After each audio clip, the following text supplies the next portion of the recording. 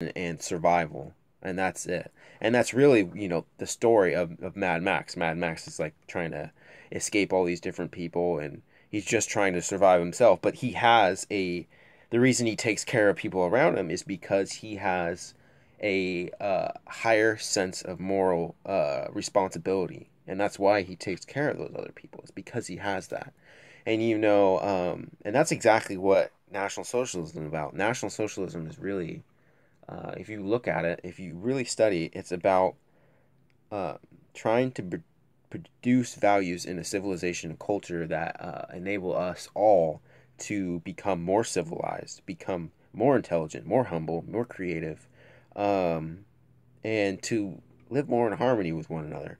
And I don't see anything wrong with that, honestly. You can talk about all kinds of different things. You can make all kinds of different excuses. Well, so and so did this, so and so did that. But I mean, you look at look at the actual intentions of like what National Socialism is about, and you look at those points, and you think about them, and uh, it just makes a lot of sense. I mean, I'm not a rocket scientist, but it just makes a lot of sense. Why wouldn't you want to live in a society where people are not trying to kill you?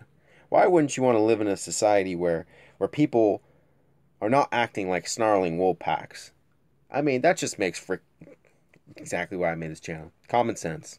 It makes common sense. So, I'm gonna move on from that point because I think it's pretty self-explanatory at this point. But I just wanted to say that and try to make that point clear. So, actually, gets down into the actual 25 points. So here we go. Point number one. We demand the union of all non-Germans into a great Germany on the basis of the principle of self-determination of all peoples. Okay, so kind of like in order to give some historical background as to what was going on in Germany prior to the National Socialists. Uh, so at the end of World War II, what happened was that Germany, a lot of the territories of Germany were pretty much ripped away from Germany. And has nothing to do with the territory that Germany acquired during World War One because they were actually expanding towards the end of the war. They were actually gaining momentum and moving out, and were actually gaining territories, and were as far as their military was concerned.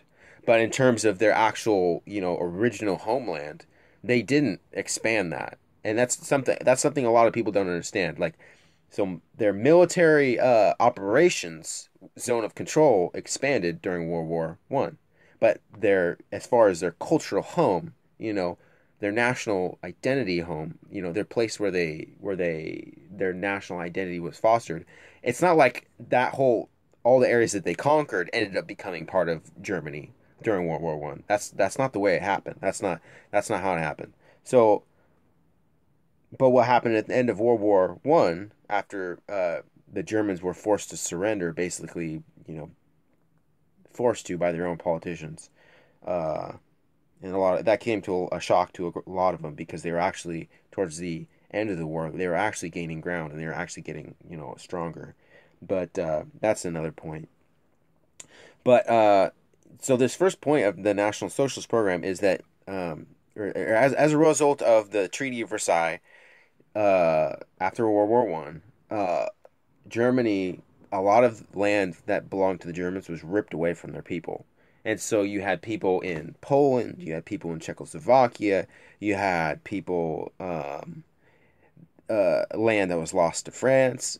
Some of these different places, they lost, the Germans lost a lot of land, and then they lost a lot of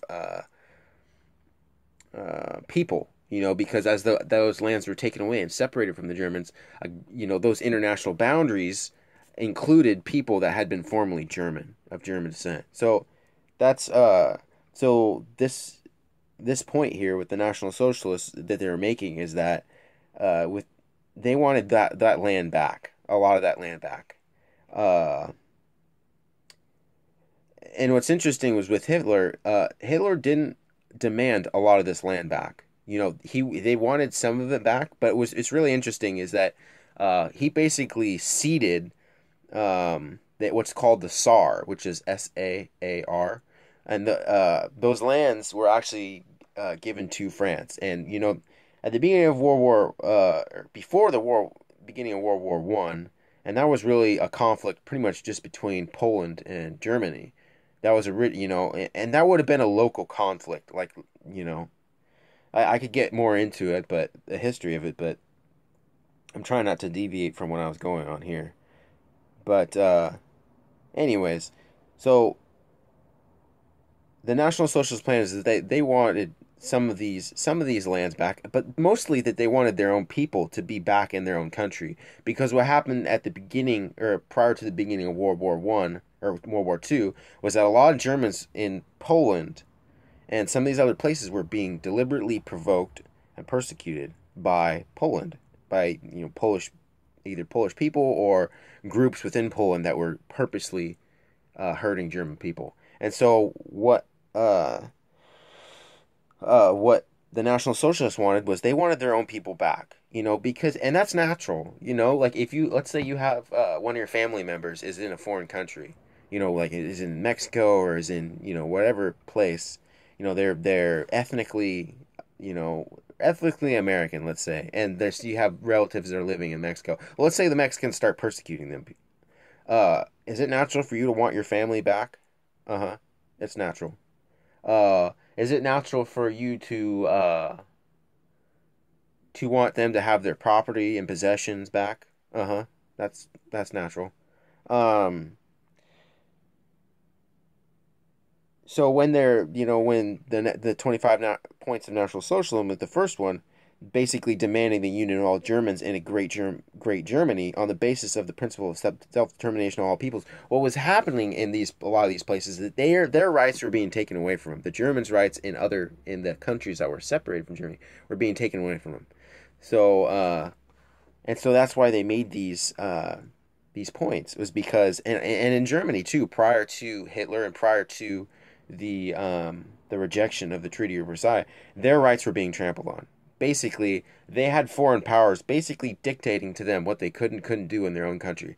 They had, for the size of the country that they had, they were only allowed 100,000 soldiers. Uh, you know, when other countries